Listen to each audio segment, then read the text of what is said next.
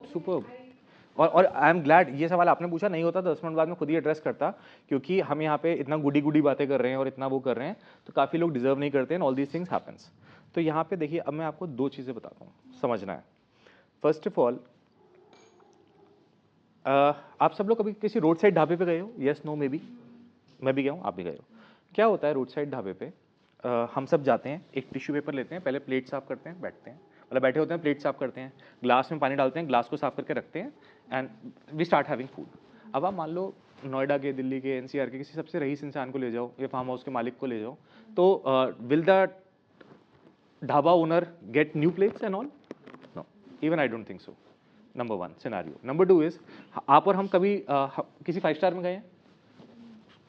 किसी भी रीजन से जाना हुआ खाने पीने, शादी में, तो वहाँ ऐसा होगा कि आप अपने किसी सर्वेंट को ले जाओ या ड्राइवर को ले जाओ साथ में, तो वो उसको साफ प्लेट में खाना नहीं देंगे या वेलकम ड्रिंक नहीं देंगे या स्नैक्स नहीं देंगे, वो आपके साथ उसको बैठने नहीं देंगे। Will it happen like that?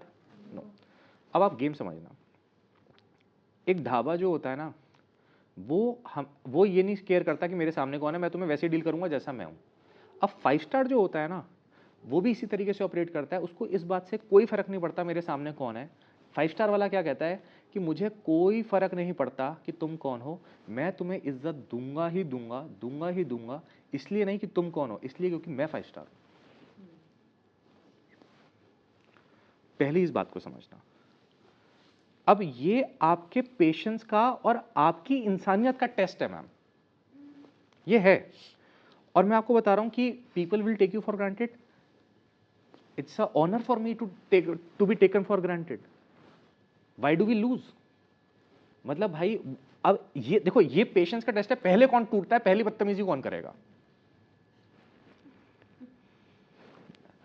पहला रूड कौन बनेगा, पहली गाली कौन देगा, ये टेस्ट हो जाता है 2 लोगों के बीच का। और इसमें मैं बताता हूं, जीतता वो नहीं है जिसने पहले दी, जीतता वो है जिसने कभी नहीं दी। तो मैं यहां पे आपसे स्ट्रिक्ट होने के लिए डिस्काउंट नहीं मांग रहा, मैं रूड होने से मना कर रहा हूं। यहां बातें को कंफ्यूज नहीं करना, मैं आपसे स्ट्रिक्ट होने के लिए डिस्काउंट नहीं देखो, काम करना है, करना है, अब आप कैसे भी करवाओ, आपकी मर्जी है, कभी कभार स्ट्रिक्ट होना पड़ता है, but as a lending hand foundation, as HCL, as जो भी हमारे क्लाइंट्स, हमारे और भी क्लाइंट्स हैं, रूड नहीं होना, क्योंकि आपके साथ एक बहुत बड़ी गुडविल अटैच्ड है और आप लोगों ने अर्न भी करी है वो। आज की डेट में हम कितने सारे गांव में जाते हैं, कहीं जाते हैं, वो गांव का सरपंच आके बैठ जाता है, वो बोलता है भाई साहब कोई नहीं आया यहाँ पे, आप लोग आए, और आपसे बात करके ऐसा लगता है किसी अपने से बात कर रहे हैं, तो वो गुडविल आप लोगों ने अर्न करी है। तो यहाँ पे मेरा ये ऑफर है, तो क्या वो सर पे चढ़ सकते हैं?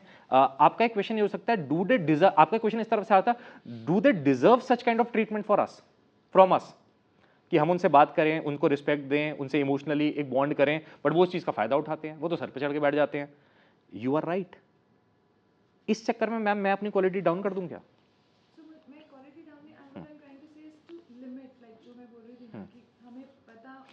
वो यू टेक अ कॉल। मैंने आपको आंसर इसलिए दे दिया, स्ट्रिक्ट होना अलाउड है, रूड होना अलाउड नहीं है। We will, most welcome sir. इसमें जो ये बोला जा रहा है कि जैसे हम जाते हैं, अगर मैं चला जाता हूँ तो वहाँ तो फिर अलग ही हो जाता है कि सर आए सर आए सर आए, तो उसमें हमें ये भी रिस्पेक्ट करना चाहिए कि सोसाइटी के अंदर जैसे टीम मेंबर्स को, लोगों को ट्रेन किया गया है कि जब भी कोई टीम, मतलब ऑफिस का बड़ा बंदा आएगा, आपको खड़ा होना है या कुछ करना है, and now you are going with a change कि नहीं ऐसा नहीं है, मैं भी सदस्य ही हूँ संस्था का, आप भी संस्था के सदस्य हैं, आप सैलरी या पोजीशन मैटर नहीं करती, लेकिन आप भी उतने कंट्रीब्यूट कर रहे हैं जितने घंटे मैं दे रहा हूँ, ठीक है, तो हम सब हैं, तो आप एक आइडियोलॉजी लेके जा रहे हैं, बट आप अभी आए हैं, आप 1 महीने पहले आए, उनकी उम्र हो गई 30-35 साल, उन्हें एक स्ट्रक्चर में ट्रेन किया गया है, और जिस आप विलेज में भी जा रहे हैं, हम मैंने कहीं की विलेज में ऐसा भी काम करा है जहाँ पे अगर कोई जेंट्स जा रहा होता है तो वहाँ फीमेल की गर्दन नहीं ऊपर उठती थी, तो वो जो आप स्टीरियोटाइप को तोड़ेंगे, टाइम लगता है, वो नहीं होता कि इमीडिएट हो जाता है,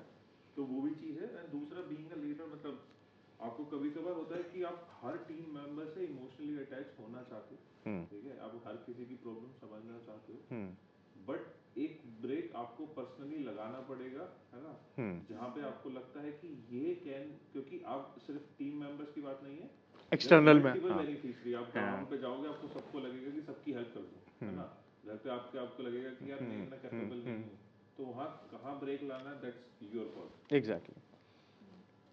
तो आपको समझ में आ गया कि यार ये इंसान वर्दी नहीं है, तो मैं उतना ही डील करूंगा इसके साथ। बट अगेन कमिंग, स्ट्रिक्ट होना अलाउड है कि सर आई रिक्वेस्ट यू, आप काम कर दीजिए, मतलब ये काम इस तरीके से होगा और शाम को 5 बजे तक की शिफ्ट है, अगर ये आप पूरी नहीं करते हैं तो मैं माफ़ी चाहूंगी कि मेरे को रिपोर्ट में ये बात लिखनी पड़ेगी साहब।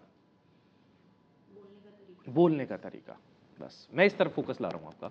और इससे ना आपका काम पता है कैसे आसान होगा, आपकी अपनी मेंटल सैनिटी बची रहेगी। लड़ भिड़ के ना हम भी खुश नहीं रहते यार, हम भी तो इंसान ही हैं। मतलब किसको किसको मजा आता है कि हाँ भाई आज मैं 2 से लड़के आया, you also take that mental agony with you. तो बचने का तरीका यही है, जैसे सर कह रहे हैं ना कि भाई आप दुनिया भर का इलाज नहीं कर सकते, आप दुनिया भर को ठीक नहीं कर सकते, तो बेटर है उनसे अच्छे से डील करा, उनसे प्रोफेशनली डील करा और वापस आ। और मैं आपको एक चीज़ बताता हूँ, कभी बार होता पता है क्या, जैसे वो भी कह रहे थे कि वो 30 साल से 35 साल से काम कर रहा है, हमें लगता है कि यार ये ऐसे ठीक से क्यों नहीं कर रहा, अरे वो अब उसकी, इसका मैं आपको दूसरी एग्जांपल देता हूँ, फिर हम 11 बजे अपने उस पर ब्रेक पे चलेंगे। तो आपको जान की खुशी भी होगी, दुख भी होगा, 2 घंटे हो चुके हैं हाँ 1.5 घंटे हो गए मैडम। हाँ हाँ, तो ऐसी ऐसी सारा दिन खत्म हो जाए पता भी नहीं चलेगा, ऐसे जीवन खत्म हो जाएगा एक दिन हंसते खेलते तो एनीवेज कमिंग बैक, हाँ अब मैं आपको एक रियल टाइम इंसिडेंट बताता हूँ to what ma'am said and sir said, to add on for all of us.